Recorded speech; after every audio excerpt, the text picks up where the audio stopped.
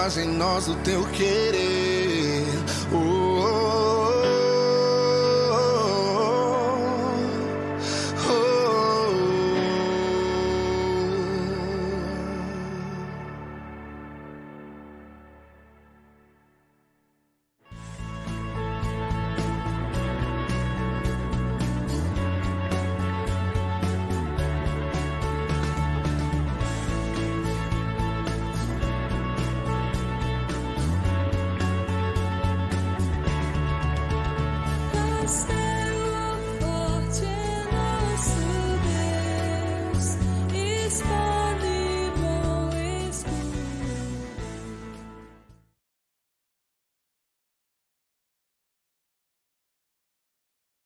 Saudar a todos com essa paz do nosso Senhor Jesus Cristo.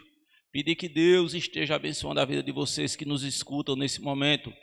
Que o Espírito Santo de Deus esteja fortalecendo a vida de vocês e ouvindo todas as nossas orações. E eu convido a você mesmo de casa a abrirmos a palavra do nosso Deus no livro dos Salmos. Salmos 128, os versículos de 1 a 6. Peço que você nos acompanhe.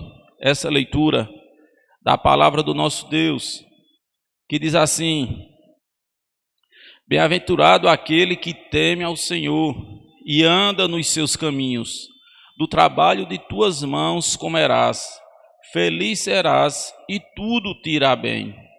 Tua esposa no interior de tua casa será como a videira frutífera, teus filhos como rebentos da oliveira, à roda da tua mesa. Eis como será abençoado o homem que teme ao Senhor. O Senhor te abençoe desde Sião, para que vejas a prosperidade de Jerusalém durante os dias de tua vida. Veja os filhos dos teus filhos, paz sobre Israel. Louvado seja Deus sobre sua palavra. E como é feliz o homem que teme ao nosso Deus, o homem que confia nesse Deus.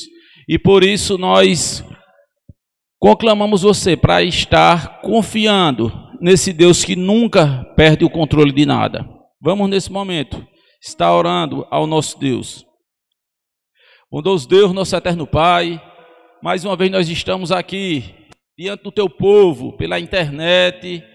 Estamos aqui, ó Pai, transmitindo esse culto que é unicamente para o louvor da tua glória. E te pedimos que o Senhor, com a tua providência, como o Senhor que é um Deus, o Espírito Santo de Deus possa estar indo ao encontro de todos que nos ouvem. Nesse momento, ó Pai, onde muitos atemorizados, onde muitos estão sem esperança, onde muitos até pensam que o Senhor não está a par dessa situação, mas que o Senhor esteja fortalecendo o teu povo, que o Senhor esteja animando o teu povo, que nós possamos estar confiados no Senhor todos os momentos, mesmo nesses dias difíceis. E também te clamamos, ó Deus, porque sabemos que só o Senhor tem o poder de curar nossa nação.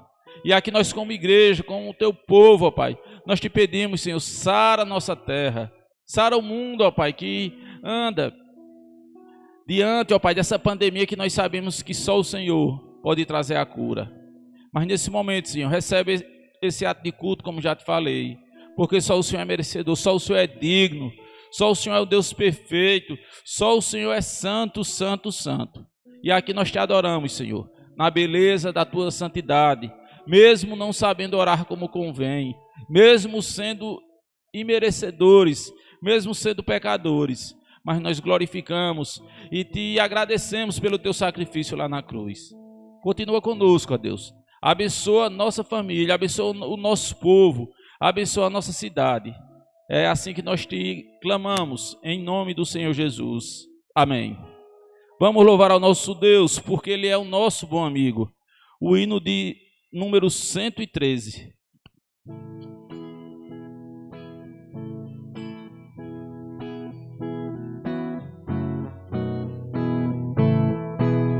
Achei um bom amigo, Jesus o Salvador, dos milhares o escolhido para mim.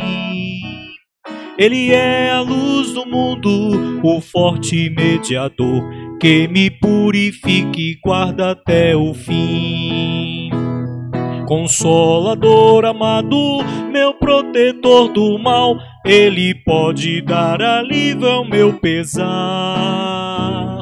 Ele é a luz do mundo, a estrela da manhã, dos milhares o escolhido para mim. Levou-me as dores todas, as mágoas lhe entreguei, nele tenho firme abrigo em tentação. Deixei por ele tudo, os ídolos queimei, e faz-me puro e santo coração. Que o mundo me abandone e persiga o tentador, meu Jesus me guarda até da vida ao fim. Ele é a luz do mundo, a estrela da manhã, dos milhares o escolhido para mim. Jamais me desampara, nem me abandonará, se fiel e obediente aqui viver. Está sempre ao meu lado e me protegerá, até quando face a face o possa ver. Então ao céu subindo, na glória eu me verei, com Jesus meu Salvador morando enfim. Ele é a luz do mundo, a estrela da manhã, dos milhares o escolhido para mim. Amém. Esse é o nosso Deus, irmãos. Esse é o nosso Deus que jamais nos desampara. Mesmo se a morte chegar à nossa porta, nós que somos de Cristo, nós não vamos ficar desamparados nem desabrigados, mas vamos estar assim, gozando da presença do nosso Deus junto com Ele lá na glória. E eu convido a você a abrir a palavra do nosso bondoso Deus em Colossenses capítulo 3, os versículos 18 a 25. Carta de Paulo aos Colossenses, capítulo 3, de 18 a 25. Vamos fazer essa leitura de forma alternada. Eu farei um versículo e o pastor os versículos ímpares. Diz assim a palavra do nosso Deus: esposas, sede submissas ao próprio marido, como convém no Senhor. Maridos, amai vossa esposa e não a trateis com amargura. Filhos, em tudo obedecei a vossos pais, pois fazê-lo é grato diante do Senhor. Pais, não irriteis os vossos filhos, para que não fiquem desanimados. Servos, obedecei em tudo ao vosso Senhor, segundo a carne, não servindo apenas sob vigilância, visando tão somente agradar homens, mas em singeleza de coração, temendo ao Senhor. Tudo quanto fizerdes, fazei-o de todo o coração para o Senhor e não para homens. Cientes de que recebereis do Senhor a recompensa da herança, a Cristo o Senhor é que estáis servindo. Pois aquele que faz injustiça receberá em troco a injustiça feita, e nisto não há acepção de pessoas. Louvado seja Deus por sua palavra, porque aqui nessa porção da palavra do nosso Deus, nós temos instrução, como diz, os deveres da família. Então nós temos instrução para os maridos, para amar as esposas serem submissas aos maridos, os filhos obedecerem aos pais, os pais também não provocarem a ira dos seus filhos, e dos servos também não serem rebeldes, mas tratar como se estivesse vindo ao Senhor. E todos nós que obedecermos a palavra, teremos recompensa. Eu sempre gosto de falar com alguns amigos. Esses dias eu conversava com um amigo meu, que não é crente, e eu dizendo a ele que a Bíblia tem resposta para tudo. A Bíblia não deixa sermos enganados, mas ela é o nosso manual de vida, ela é o nosso GPS, que nos mostra o caminho em que devemos seguir, e o caminho que nos leva à salvação, e esse caminho é o Senhor Jesus Cristo. Então que possamos sim aprender com a palavra do Senhor, e não sermos enganados por qualquer vento de doutrina ou de pessoas.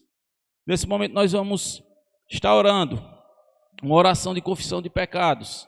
E eu peço agora mais uma vez que o nosso pastor David, esteja fazendo essa oração de confissão de pecado, e logo em seguida nós vamos continuar louvando ao nosso Deus. Nós bendizemos o teu nome, Deus Pai misericordioso, gracioso para conosco. O Senhor sabe que muitas vezes não procedemos conforme o Senhor nos instrui pela sua palavra. Muitas vezes nós tratamos o nosso cônjuge, Senhor, de forma equivocada, tratamos os nossos filhos de maneira injusta.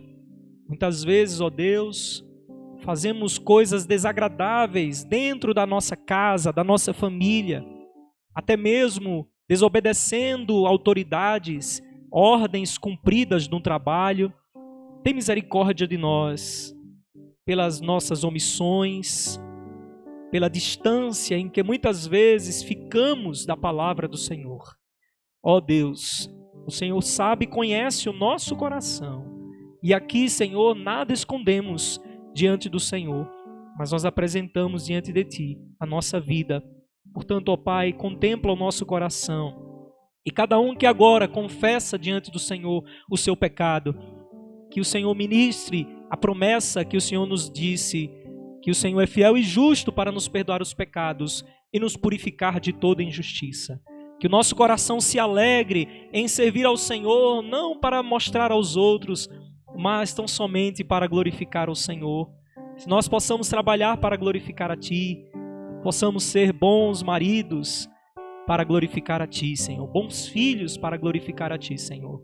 Ó Deus, nos ajuda a Te honrarmos e Te glorificarmos, porque sem Ti nós não somos nada. Nós louvamos, gratos pela Tua graça e misericórdia sobre nós. Assim nós oramos em nome daquele que vive e reina para todo sempre. Amém.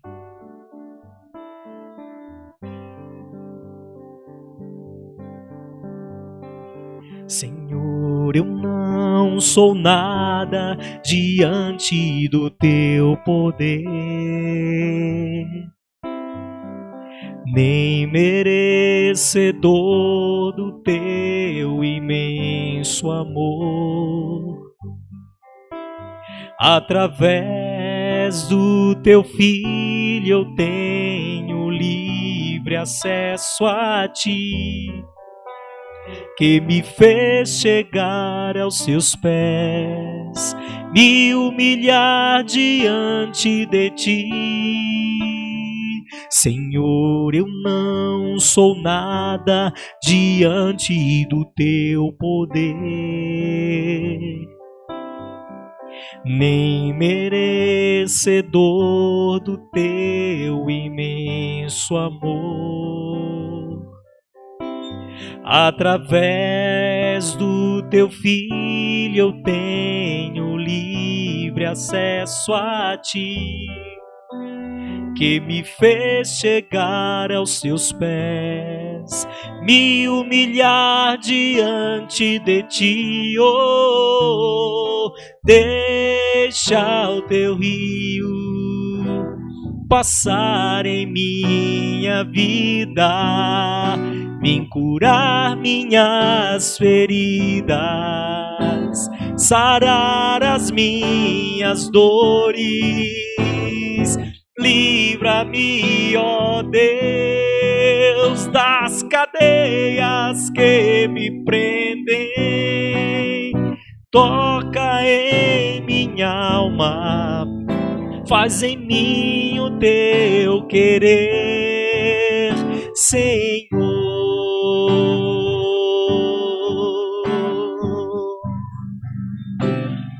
Deixa Teu rio, deixa o Teu rio passar em minha vida, em curar minhas feridas, sarar as minhas dores.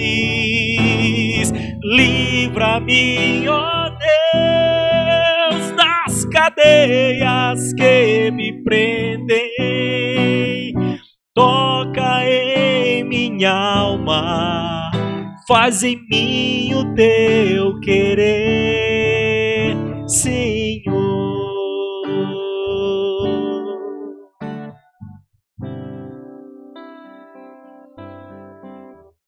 Senhor.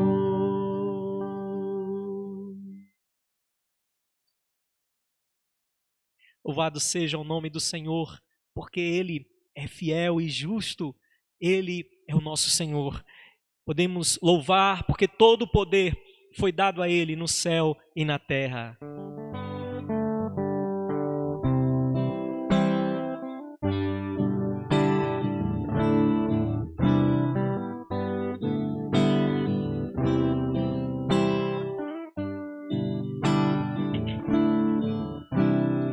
Todo o poder te foi dado no céu e na terra.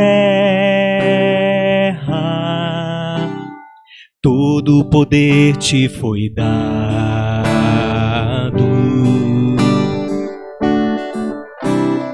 Deus, o Pai, te exaltou sobre todas as coisas. Deus, o Pai, te exaltou.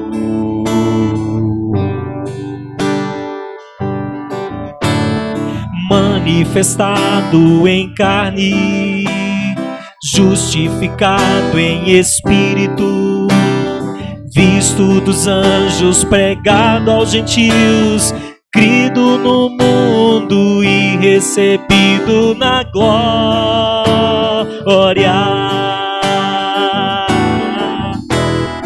Levantai, ó portas, as vossas cabeças.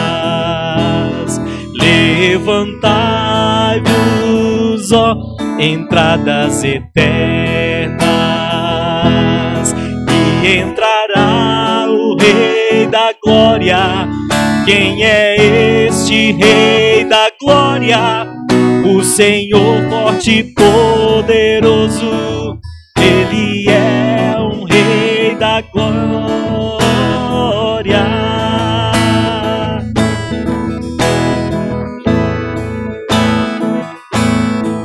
Início, louvemos o Senhor.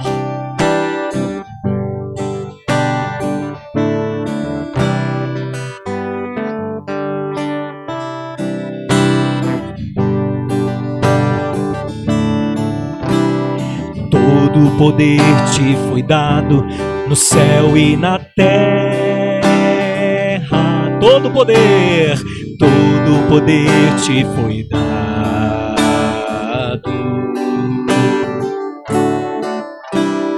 Deus, o Pai, te exaltou sobre todas as coisas. Deus, o Pai, te exaltou.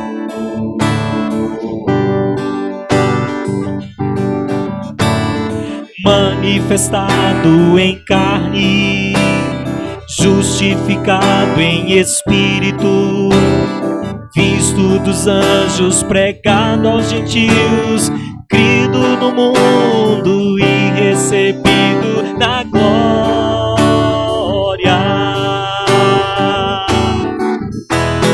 Levantai, ó portas, as vossas cabeças. Levantai-vos, ó entradas eternas, e entrará o Rei da Glória. Quem é esse Rei da Glória? O Senhor forte e precisos. Ele é o Rei da Glória. Levantai, ó portas. Levantai, ó portas, as vossas cabeças. Levantai-vos, ó entradas eternas, que entrará o Rei da Glória.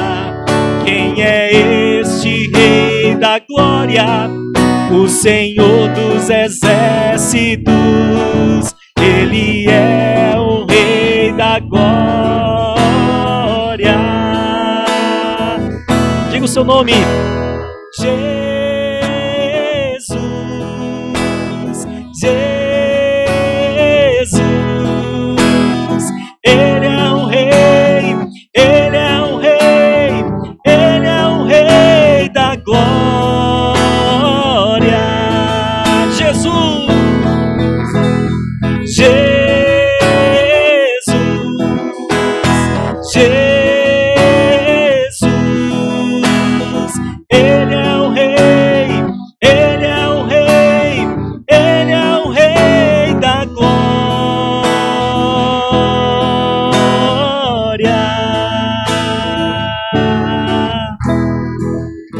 Aleluia, louvado seja o nome do Senhor. Nesse momento nós ainda vamos louvar ao nosso Deus com um hino. E você que está em casa, que tem o seu compromisso de estar ofertando e dizimando ao nosso Deus, nesse momento nós não podemos receber aqui, mas você pode ir no Banco Bradesco e fazer o seu depósito do dízimo e da sua oferta, porque a obra do Senhor não para. E nós temos que ter esse compromisso também de estar sustentando a obra do nosso Deus, como também temos o compromisso, você que é nosso irmão, que se tiver com alguma falta de medicamento, de cesta básica, só é nos comunicar junto ao diaconal ou qualquer membro, que nós estamos também, temos essa obrigação de estarmos cuidando dos nossos irmãos. Vamos louvar ao nosso Deus.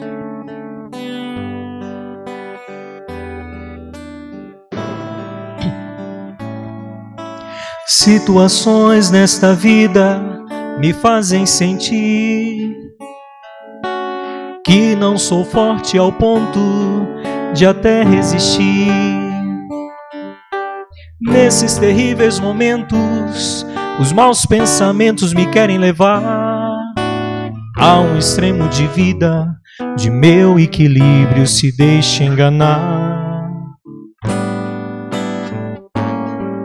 Instantes que se prolongam, tentando mudar tudo que já se fez novo, pois Cristo mudou.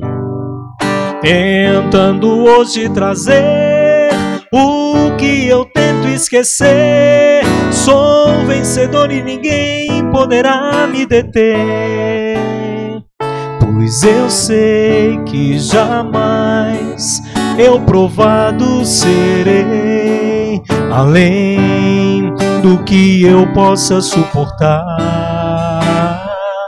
E se ainda eu cair e pensar que é o fim, Jesus me ergue e segue junto a mim.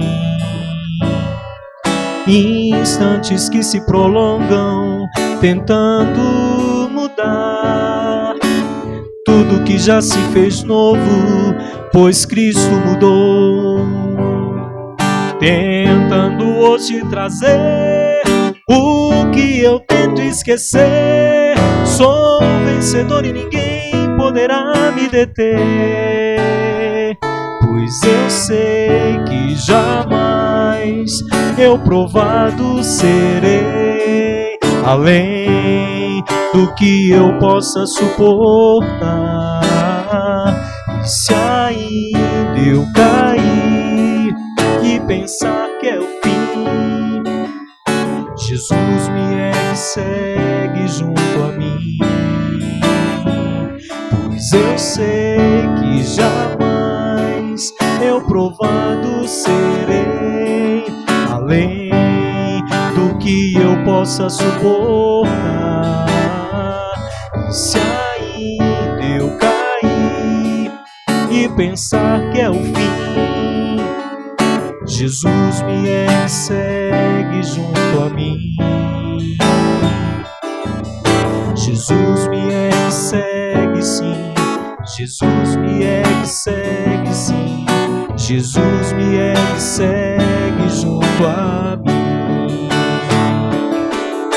Jesus me ergue e segue sim, Jesus me ergue e segue sim, Jesus me ergue e segue junto a mim.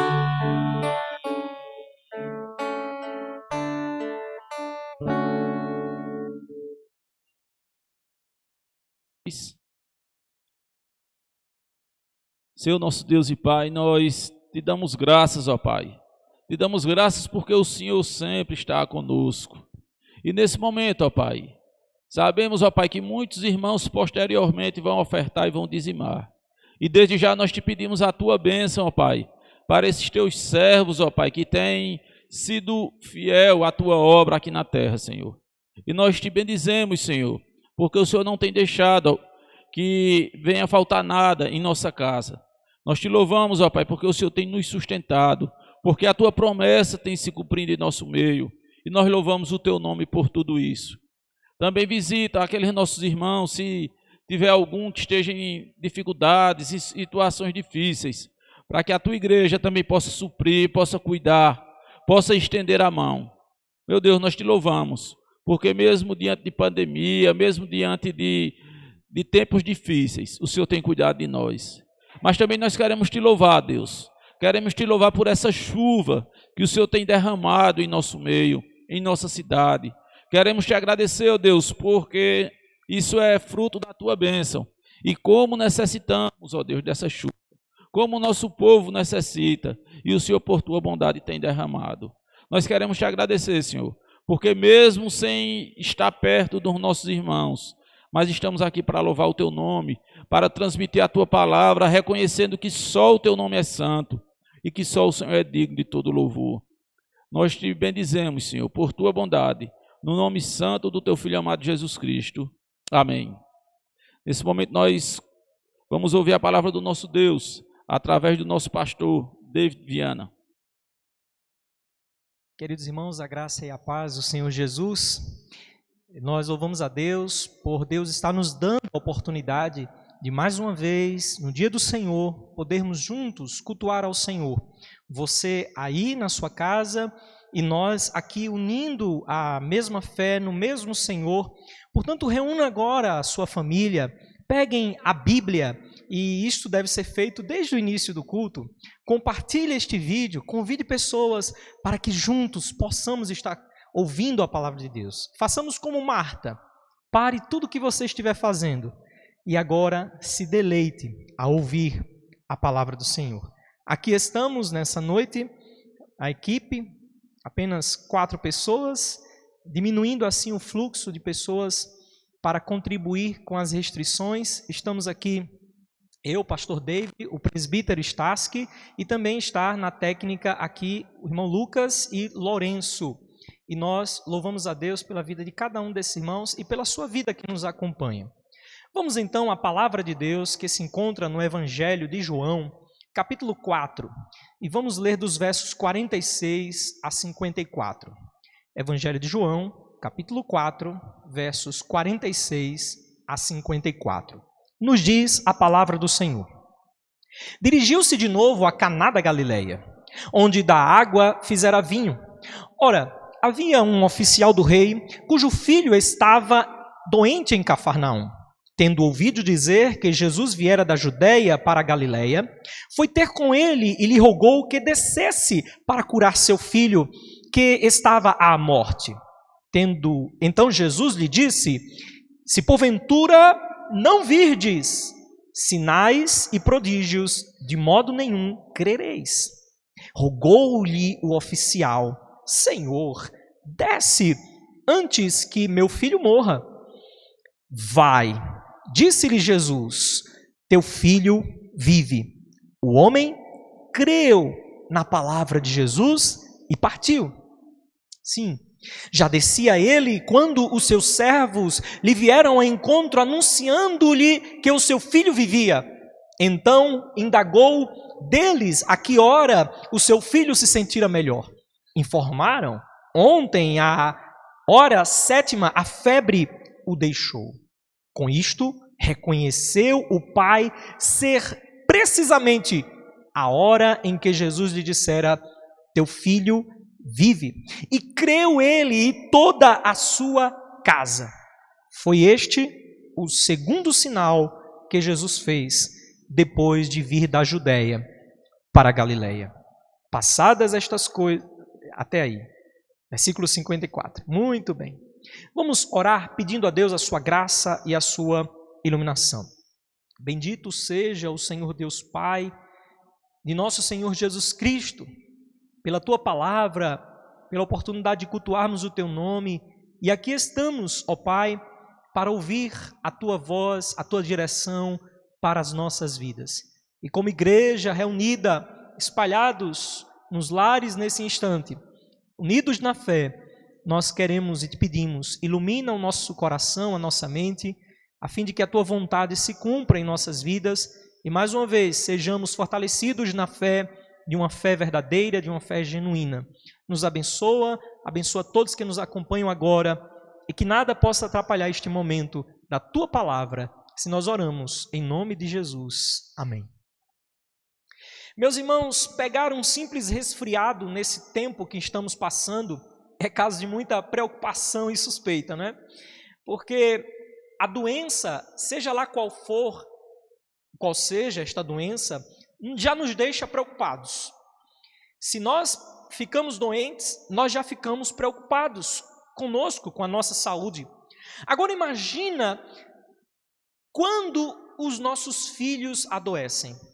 Quando o filho adoece, meu irmão, a dor parece que amplia. Eu me lembro que quando minha filha adoecia, a vontade era de ficar doente no lugar dela.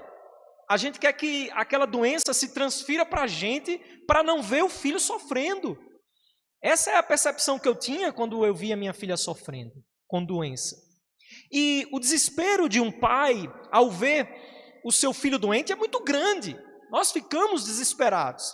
Mas o desespero ainda se amplia. O desespero ainda é maior quando nós percebemos e sabemos que este filho irá morrer.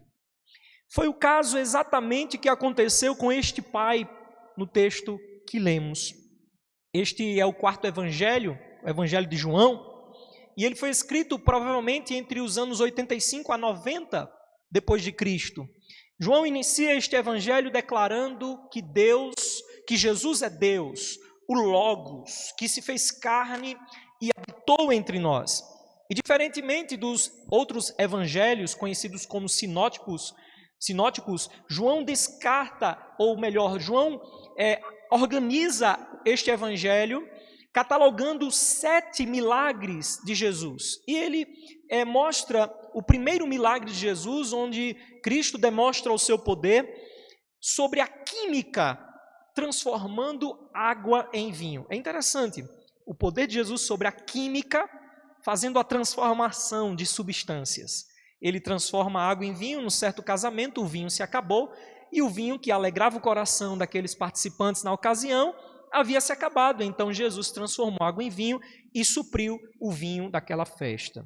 Diz também João, ele nos mostra também o segundo sinal, o segundo milagre de Jesus, é quando Cristo demonstra o seu poder sobre a ciência.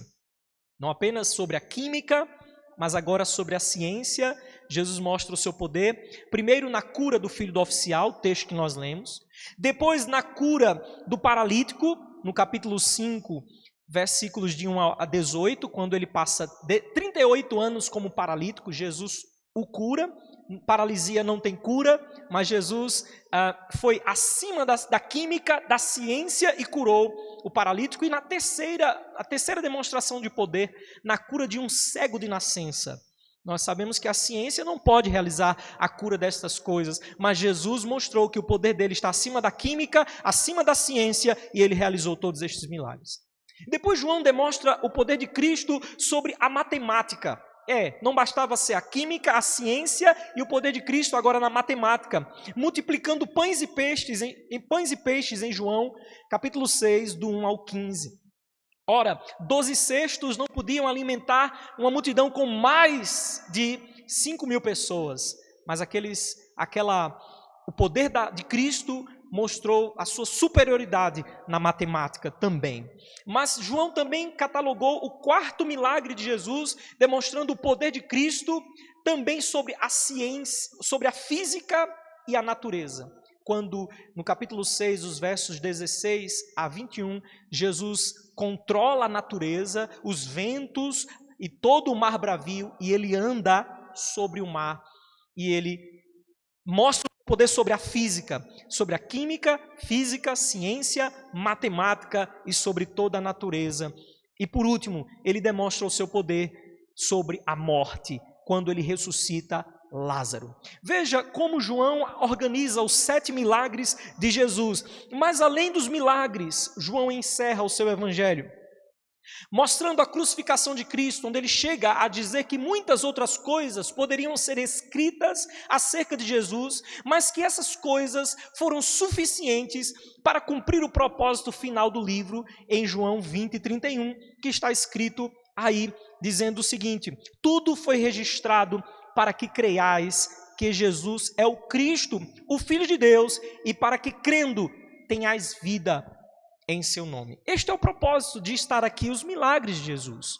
Não é por causa dos sinais e não é por causa de ver alguma coisa, mas é por causa de Cristo que estas coisas foram escritas, a fim de que nós pudéssemos crer nele e somente nele. E especificamente o texto que nós lemos nos mostra que havia um pai aflito. Havia um pai que estava desesperado, ele precisava de ajuda para salvar o seu filho da morte. E diz no versículo 46 que esta foi a segunda vez que Jesus esteve em Caná da Galileia. Na primeira vez, nós já falamos, aconteceu o primeiro milagre, onde Jesus transforma vidas, simbolizando ali a transformação da água para o vinho. Aqui, nesse caso, neste texto, Jesus está prestes a realizar o seu segundo milagre, que é salvar da morte o filho do oficial do rei. De acordo com D.A. Carson, o teólogo, ele diz que este oficial fazia parte da corte de Herodes Antipas, o tetrarca da Galileia. Isso nos mostra, irmãos, que provavelmente este homem era muito rico, mas os ricos também têm aflições. E certamente ele usou todo o dinheiro necessário para a cura do seu filho, mas dinheiro não tem todo o poder. Muitos ricos também estão morrendo, inclusive pela Covid-19. Saiba, irmãos, que os ricos experimentam muitas e tantas preocupações que os pobres nem têm conhecimento. Dinheiro e bens podem até nos afastar de dívidas, resolver problemas, até nos tirar de certa pobreza, mas não consegue nos livrar das preocupações de enfermidades e da morte. Há pessoas que terão a fé testada diante das aflições, para saber se esta fé é verdadeira ou não. E como um pai preocupado com o seu filho diante daquela aflição, nós vamos perceber aqui como o poder de Cristo gerou uma fé verdadeira no coração daquele homem. É sobre isso que nós queremos falar nessa noite. Quais são as características de uma fé verdadeira? E a primeira característica de uma fé verdadeira é quando esta fé está baseada no poder de Jesus. Veja o que diz o versículo 47. Começa dizendo assim: tendo ouvido dizer. Perceba aí, tendo ouvido dizer. Ou seja, alguém falou de Jesus para ele. Ele não viu Jesus passar como Zaqueu. Ele não viu as multidões caminhando pelas ruas da Galileia, de Jerusalém, de Cafarnaum. Ele não viu. Ele ouviu alguém dizer. Ele estava lá como uma vida de palaciano, oficial do rei, vivendo na alta nobreza. Ele não via o que acontecia no povoado, entre as vilas. Ele não estava lá. O seu público era diferente. O seu público era da nobreza. Ele não estava, mas existia cristão certamente na nobreza, lá naquele ambiente social. E ele ouviu alguém falar de Jesus para ele. Ele ouviu falar. E certamente havia essa pessoa testemunhando para ele. E diante do seu desespero, ao contemplar o desespero daquele oficial, alguém testemunhou de Jesus. Alguém disse: olha, eu conheço alguém que está resolvendo problemas. Eu conheço alguém que pode te ajudar. Eu conheço alguém que pode curar o seu filho. Assim, já aconteceu uma situação semelhante com Naamã, o leproso. Quando ele estava doente, o seu corpo estava tomado pela lepra, e alguém falou que havia um Deus em Israel, e ele foi em busca do profeta Elias para ser curado. Então perceba, amados irmãos, que alguém testemunhou para aquele homem. E o apóstolo Paulo diz que o evangelho é o poder de Deus para os que são salvos.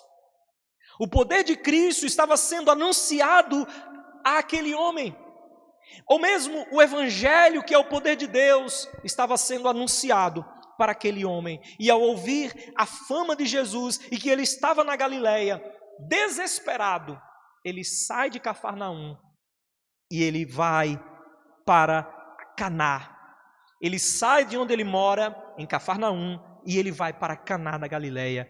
Irmãos, a distância de Cafarnaum para Caná da Galileia era de 30 quilômetros aproximadamente. Este homem não mediu esforços. Ele saiu com a sua carruagem, saiu de Cafarnaum e foi até Jesus.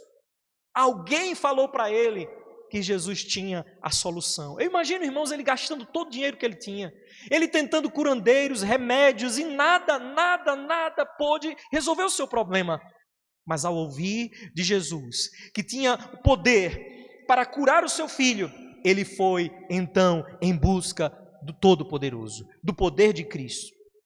Assim muitas pessoas, elas vão até Jesus em busca do poder de Jesus. Até aqui, parece-nos que a fé é apenas uma base de experiência, de troca. Elas vão em busca de Cristo, porque Cristo pode resolver os seus problemas. E muitos chegam à igreja assim. Quantos têm um testemunho assim? Meu casamento não dava certo, eu estava prestes a me separar, mas eu ouvi uma palavra que Jesus poderia resolver os meus problemas no casamento, e aí agora eu vi até Jesus, vi até a igreja, participe da igreja. Não há nenhum problema em acontecer isso. Não há nenhum problema. Mas até aqui, a evidência de uma fé verdadeira ainda não está sólida. Ainda não é sólida. Tanto que este homem, ele vai até Jesus, mas ele não vai até Jesus como Deus, como Salvador, mas como aquele que pode resolver o seu problema. E muitos vêm a Cristo também dessa mesma forma. Aqui a fé não está solidificada ainda. A fé está sobre a base de causa e efeito. Eu venho até o Senhor me dá e eu fico ou não fico, digamos assim. Uma conversão baseada nesta experiência não é uma conversão genuína. Mas nós vamos ver o que Cristo faz através do seu poder para que aquela fé deste homem seja ampliada numa fé genuína. E agora ele se encontra com Jesus, um homem cheio de autoridade, um homem que era acostumado a mandar, um homem que era acostumado a dar ordens. Agora ele não está ali diante de Cristo para mandar, mas ele está pronto ali para pedir socorro. Veja, um homem da alta autoridade, um oficial que vivia dando ordens aos seus servos, agora ele não está dando ordens, agora ele está pedindo. A palavra rogar ali está mostrando que ele está sendo humilde. Ele não está usando da sua autoridade para pedir o socorro. Ele recorreu a Jesus como a sua única esperança para salvar o seu filho.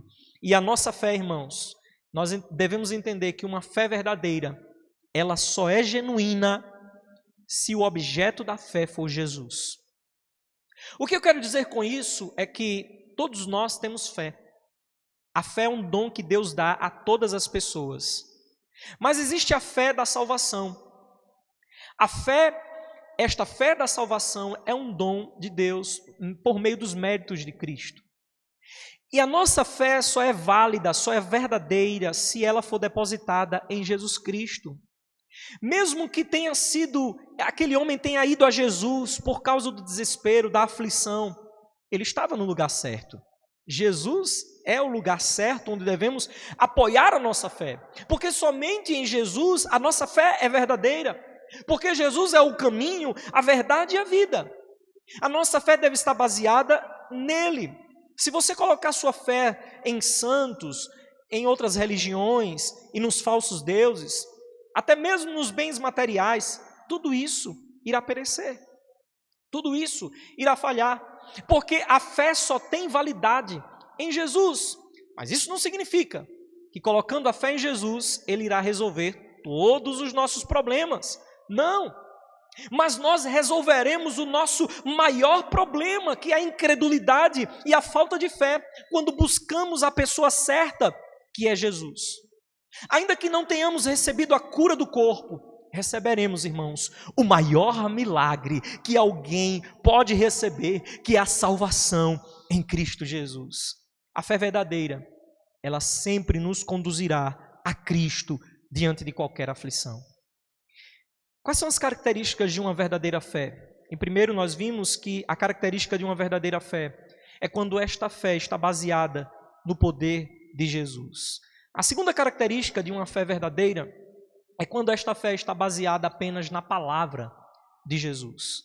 Perceba no verso 48 o que diz o texto. Jesus se dirige então àquele oficial. Ele fala, ele traz um conflito ao falar com aquele oficial, mas ele também se dirige àqueles que estão ouvindo ali, porque ele está falando na segunda pessoa do plural. Ele poderia falar tu, né, na segunda pessoa do singular, mas ele está falando na segunda pessoa do plural. Ele está dizendo, se porventura não virdes, se vós não virdes sinais e prodígios. Ele está falando àquele oficial, mas a todos que estão à sua volta, que também, como galileus, estão aguardando ver os sinais de Jesus. Eles estão ali por conta disso. Então Jesus diz, olha, se vocês não virem sinais, prodígios, vocês não vão acreditar. E Jesus disse, olha, vocês estão me acompanhando por causa dos sinais, é? Vocês estão aqui por causa dos sinais? Mesmo assim, diante de uma resposta dura, diante daquela resposta, no versículo 49, o oficial insiste. Irmãos, ele está tão desesperado, Jesus dá aquela freada nele. Primeiro ele roga, ele pede, Senhor, por favor, desce lá na minha casa, antes que meu filho morra. Aí Jesus diz assim, olha, se você não vê o sinal, você não vai acreditar. É assim, né? É por isso que você está aqui. E aí aquele homem se desespera como quem imagina que Jesus não vai lhe atender. E aí ele diz no versículo 44, Senhor, desce. E esta palavra aqui, diferentemente da primeira, aqui é um imperativo. Aquele homem está num desespero tão grande que ele usa provavelmente da sua autoridade, da sua palavra como oficial para dizer, desce. Desce, Senhor. Mas ele reconhece Senhor aqui. Ele só não sabe que este Senhor é Deus ainda. A sua fé ainda está sendo provocada, a sua fé está sendo ainda ampliada. Ele está ali com uma fé sobre o testemunho do poder de Jesus que alguém falou para ele. Mas ele está sendo provocado, ele está sendo ali impactado pelo poder de Cristo para que a sua fé de fato seja uma fé verdadeira, uma fé genuína. E aí Jesus disse, eu não vou. Vai. Ele insistiu para que Jesus descesse. Mas Jesus diz no versículo 50, vai. Disse-lhe Jesus, aqui está também no imperativo. Se aquele homem achou que ia dar ordens a Jesus, agora Jesus dá uma ordem a ele, dizendo, você disse bem, eu sou o Senhor, e você está abaixo de mim. Quem tem que obedecer ordens não sou eu, é você. Vai. Você quer? Então vai. Veja, irmãos, o trocadilho. Aquele homem achou que poderia dar ordens a Jesus. Aquele homem achou que a presença física de Jesus na sua casa o curaria. Aquele homem estava olhando para Cristo não como Deus, mas como um curandeiro. Como um curandeiro que, por uma ocasião de espaço e tempo, onde ele estivesse, ele só curaria se estivesse presente fisicamente. E Jesus disse, não, vai. Quem está dando ordem agora sou eu. Vá. O teu filho vive. Perceba, o teu filho vive. O homem creu na palavra, diz a palavra de Deus, ele creu na palavra e ele partiu, meus irmãos. Que maravilha! Perceba que a cura aconteceu mesmo sem que Jesus fosse lá. Jesus mostra, irmãos, que ele é Senhor sobre o tempo e o espaço. E mesmo a distância de 30 quilômetros não poderia impedir o poder de Cristo, o poder da palavra de Jesus. Isso nos revela a divindade de Cristo. Ele é Deus, ele não precisava ir lá. Por isso, irmãos, ele diz, vai. A palavra de Jesus é a certeza que nós precisamos. Aquele homem não participou de campanhas dos milagres. Aquele homem não pegou óleo ungido, rosa ungida. Aquele homem não pegou sal grosso. Aquele homem não pegou os amuletos gospel do Brasil. Aquele homem não fez promessas. Ele não prometeu fazer milagres, penitências. Ele apenas creu na palavra. O que nos mostra, irmãos, que crer na palavra de Cristo é a coisa mais fácil de se fazer do que diante da aflição, qualquer esforço do desespero de uma preocupação. É diante desta palavra vivificante de Cristo que aquele oficial desce conformado e crendo apenas nas palavras de Jesus. Muitas vezes nós queremos sinais. Nós queremos sinais e ver coisas para crer, mas o maior sinal já foi nos dado, Jesus Cristo e a sua palavra. Há pessoas que não conseguem se conformar apenas com a palavra de Deus e vão em busca de feitorias enganosas da falsa religião, onde precisam tocar, sentir e ver. Jesus conhece a aflição que você está passando. Ele é Deus. Ele não precisa descer fisicamente à sua casa, porque a promessa já nos diz que eis que estou convosco todos os dias, até a consumação dos séculos, aleluia! Ele está conosco, irmãos. Se a aflição é grande, seja na vida, seja na morte, Ele venceu o mundo. Não se desespere, confie somente na palavra do Senhor. Quais são as características de uma fé verdadeira? Nós vimos, em primeiro lugar, que é quando esta fé está baseada no poder de Jesus. Em segundo lugar, quando esta fé está baseada apenas na palavra de Jesus. E a última característica de uma fé verdadeira é quando esta fé compartilha Jesus. Você percebeu que, em primeiro plano, aquela fé do homem parecia uma fé superficial, uma falsa fé, uma fé baseada apenas em sinais, em sensações, em experiências. Agora aquele homem é provocado por Cristo, pela palavra de Cristo, e aquela palavra de Cristo gera uma fé autêntica no coração, de maneira que ele vai embora, confiado somente na palavra, mas ele não se contenta apenas em guardar esta fé para si. Ele agora quer compartilhar desta fé, do poder da palavra de Cristo. O versículo 51 nos mostra que o oficial desce para Cafarnaum. Ele vai, mas enquanto ele estava descendo, as notícias apenas confirmaram as palavras de Jesus. Apenas estava confirmando a sua fé, porque ele já havia crido. Mas a perguntar aos seus servos se o seu filho estava vivo, não era duvidando do que Jesus havia dito, mas é apenas para confirmar a sua fé. E aqui eu trago as palavras de F.F. Bruce, o teólogo, que ele comenta dizendo que o oficial estava tão confiante no poder das palavras de Jesus, que é muito provável que ele não tivesse voltado para casa no mesmo dia, mas que ele aproveitou para resolver outros negócios. Perceba, ele estava tão confiante que ele poderia ter voltado para casa naquele mesmo instante, mas comentários mostram que ele não foi no mesmo dia. Tanto que quando ele chega no dia seguinte, ele pergunta aos servos exatamente no dia seguinte, a resposta é no dia seguinte. Perceba, a fé verdadeira se baseia na palavra e não em sinais. A fé verdadeira se conforma com as promessas de Cristo. Perceba que o oficial pergunta aos seus servos, não porque estava duvidando, mas porque ele estava chegando convicto da fé em Jesus na sua casa.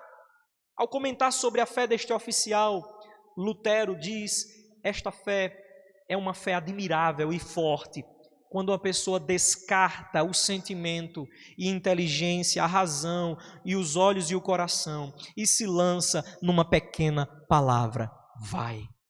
Foi isso que este homem fez.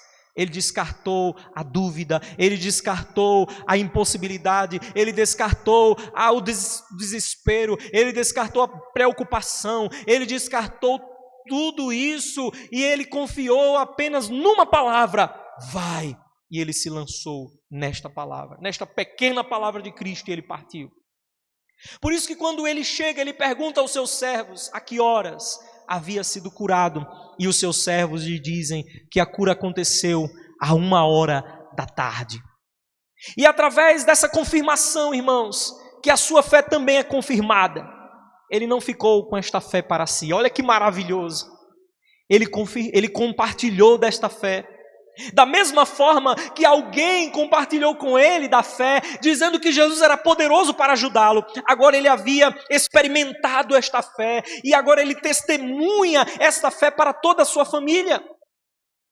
Meus irmãos, nós não podemos ter vergonha de falar de Jesus para a nossa família que ainda não conhece a Cristo.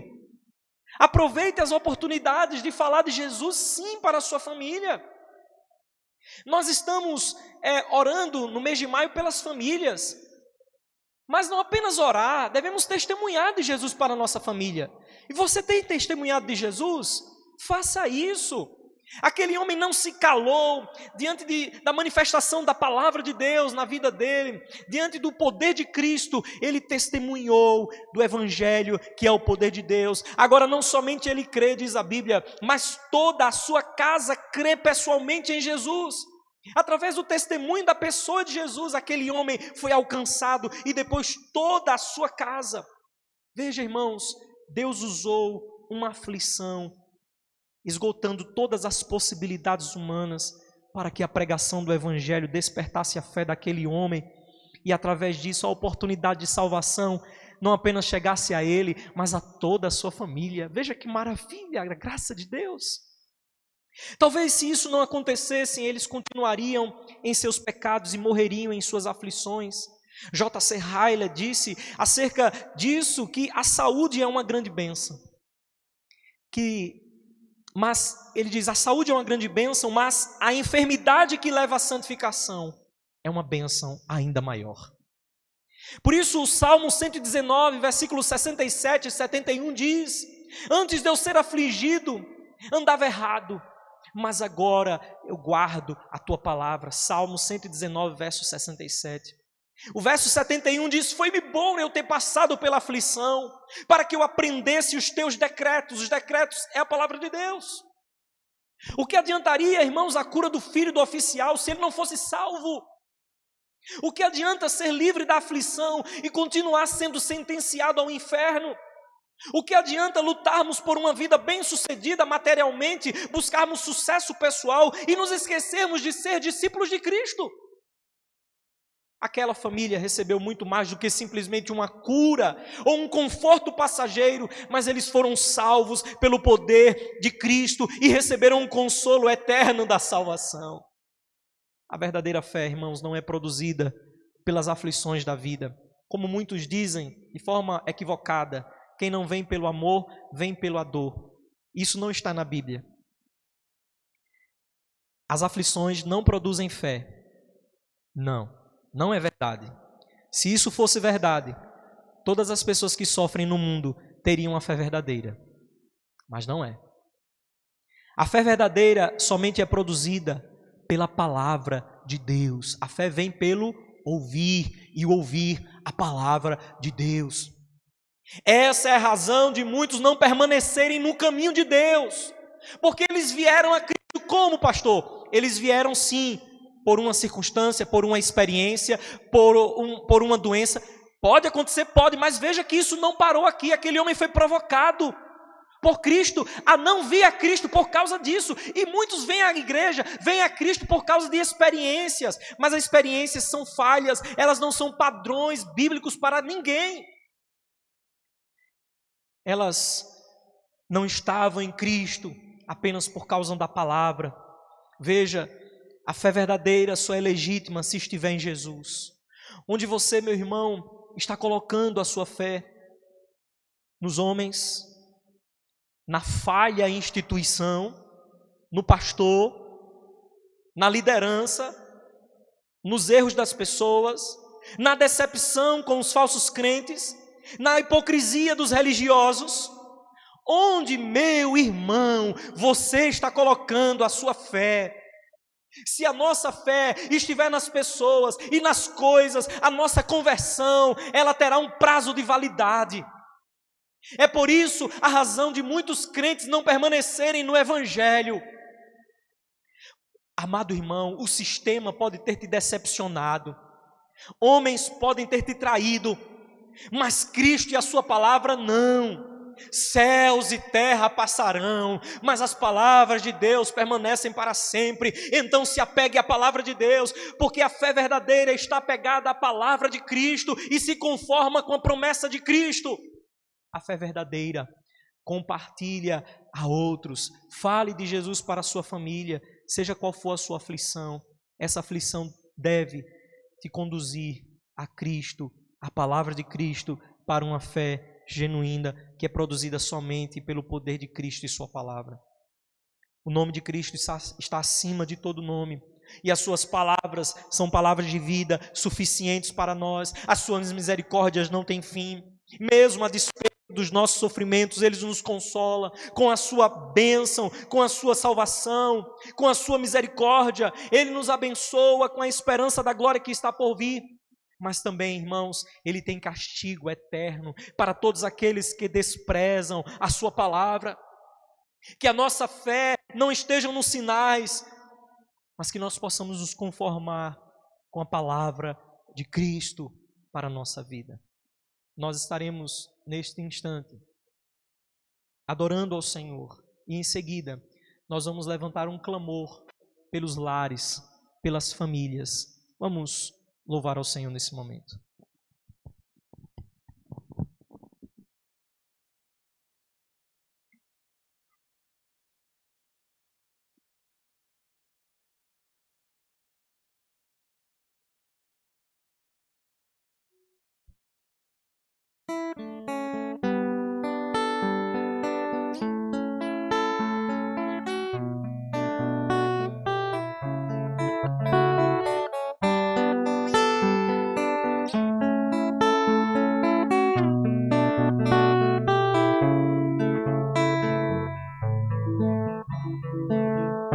Minha casa será uma casa de bênção.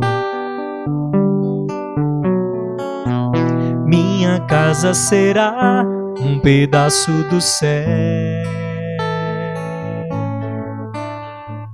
Nela estarão reunidos adoradores que só exaltam ao Deus verdadeiro e fiel.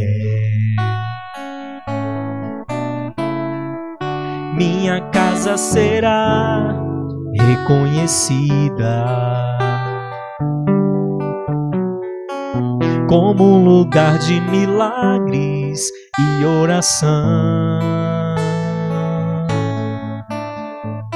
onde Jesus tem prazer em ficar, onde o Espírito Santo habita, onde há prosperidade, amor e vida. Faça do meu lar, Senhor, um lugar de harmonia. Faça do meu coração tua casa todo dia. Esteja à vontade pra ficar e nunca mais partir,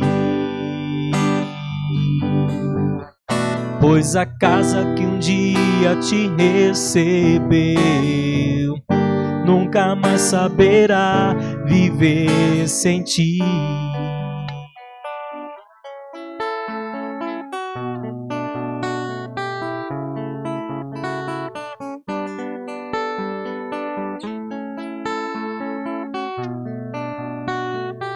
Minha família, minha casa será reconhecida. Minha casa será reconhecida. Que seja a nossa oração como um lugar de milagres e oração,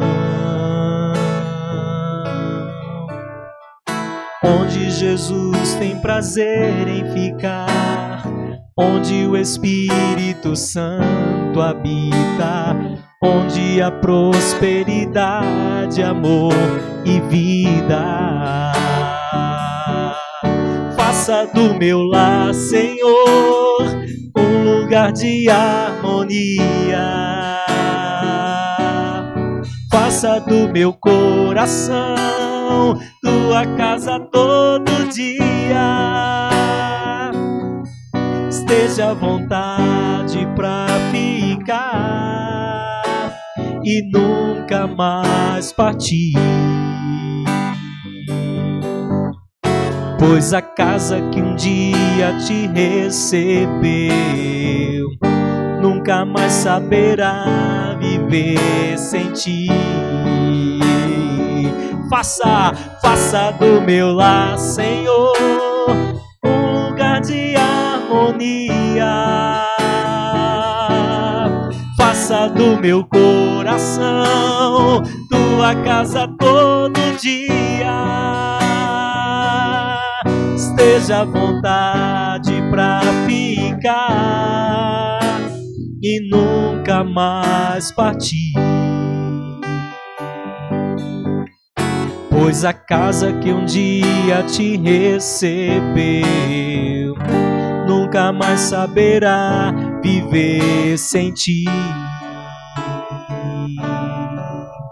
Pois a casa que um dia te recebeu nunca mais saberá viver sem ti.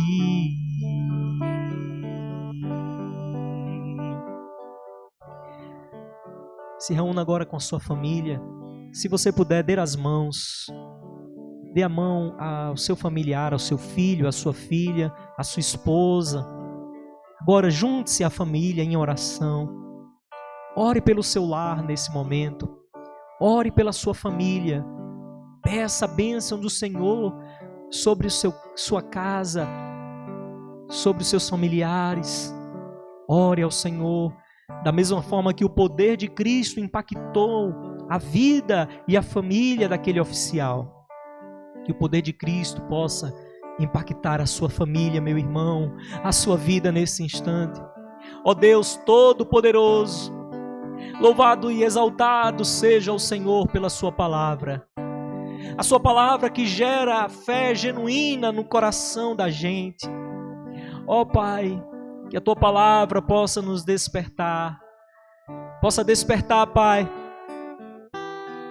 cada coração a uma fé verdadeira, a uma fé, Senhor, que não está baseada em sinais, que não está, Senhor, muitas vezes não está vendo nada acontecendo, não está vendo nenhum sinal, nenhuma demonstração visível, mas que continua crendo, que continua acreditando, Senhor. Ó Deus, que assim a nossa fé esteja firmada em Ti, como uma fé verdadeira. Abençoa os casais, Senhor. Abençoa, Senhor, os lares. Abençoa, Pai, os filhos. Livra, Senhor, das drogas, aqueles que estão nos vícios. Livra, Senhor, meu Deus. Liberta, Senhor, os lares. Opera, meu Pai, com teu poder, com o poder do Evangelho, Senhor. Ah, Deus, age, Pai. Age, Deus, em favor das famílias. Visita agora, Senhor, os parentes que estão nos hospitais. Visita agora, Senhor, pessoas que estão sofrendo da Covid-19. Visita, Senhor, o teu povo, Pai. Abençoa os lares, ó Deus. Ó Senhor, que possamos dizer como Josué: eu e minha casa serviremos ao Senhor. Eu e minha casa serviremos ao Senhor. Ó Deus, que o Senhor nos dê poder do Espírito Santo para testemunhar a nossa família, a Tua palavra. Salva, Senhor, aqueles que ainda não Te conhecem. Salva, Senhor, os nossos familiares. Ó Deus, que o Senhor possa alcançar a nossa família, Senhor. Ah, Deus, opera, Senhor, no coração da gente, no coração dos nossos familiares. Senhor, abençoa, Deus, todas as famílias, Senhor. para a glória do Senhor. Em nome de Jesus que nós oramos, confiados na Tua palavra. Faça do meu lar, Senhor, um lugar de harmonia. Faça do meu coração Tua casa todo dia. Esteja à vontade pra ficar e nunca mais partir.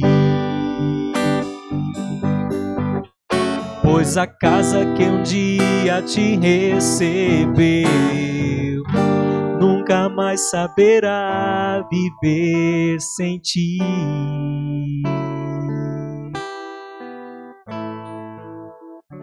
Amém.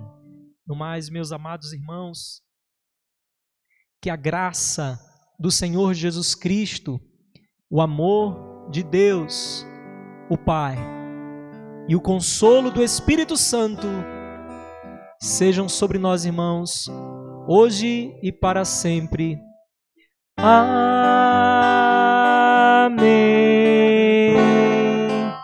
Amém. Amém.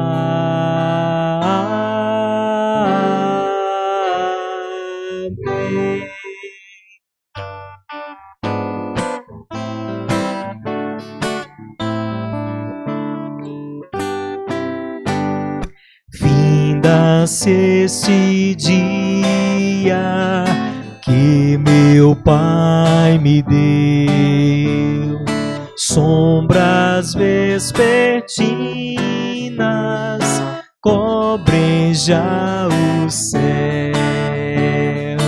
Ó Jesus bendito, se comigo estás, eu não temo a noite, vou dormir em paz. Amém.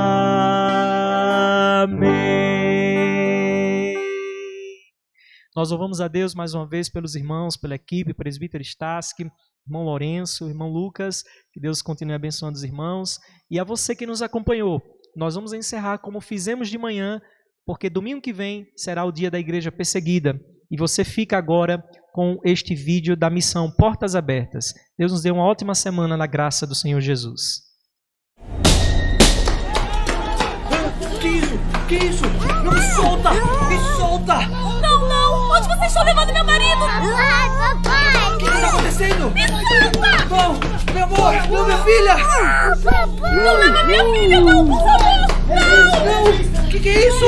Solta! Solta! Bora, bora! Fica comigo, papai.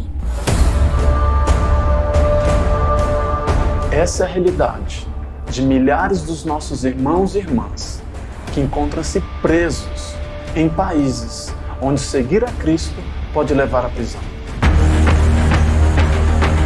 Milhares de cristãos no Irã, Eritreia e Coreia do Norte. 3 entre os 10 países mais hostis aos cristãos na lista mundial da perseguição enfrentam a dura realidade de prisões rigorosas, onde a tortura é frequente, isolamento em contêineres com condições desumanas e punições constantes em campos de trabalho forçado. Nesses e em diversos outros países, se reunir para participar de um culto, ler a Bíblia ou compartilhar a fé é uma afronta a comunidades e autoridades locais e às vezes até mesmo considerado um crime. O simples fato de crer em Cristo e ter a sua fé descoberta é um motivo para ser preso. Hoje, pelo menos 3.711 cristãos estão presos ou detidos ou foram condenados sem direito a julgamento desde o ano passado. Desses, pelo menos 1.000 estão encarcerados na China. Também há relatos de outros 90.000 aprisionados em campos de trabalho forçado na Coreia do Norte. Com medo de retaliação, cristãos perseguidos vivem sua fé discretamente ou até mesmo em segredo. Mas muitos outros se arriscam pelo nome de Jesus Cristo. Sem se importar com os riscos, nossos irmãos estão dispostos a enfrentar a cultura, a lei e o medo, porque Deus derramou o amor em seus corações. E nós, como um só corpo, nos gloriamos nas tribulações, porque sabemos que as tribulações nos levarão à esperança. A esperança na oração, a esperança no corpo de Cristo reunido. E por isso, no dia 30 de maio de 2021, acontece o Domingo da Igreja Perseguida, um movimento nacional de oração. Juntos vamos levantar um clamor para que cadeias sejam quebradas e nós possamos ver as portas das prisões abertas, para que, enfim, sejamos todos livres.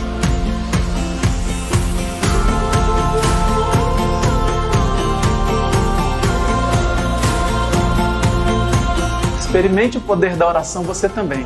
Participe!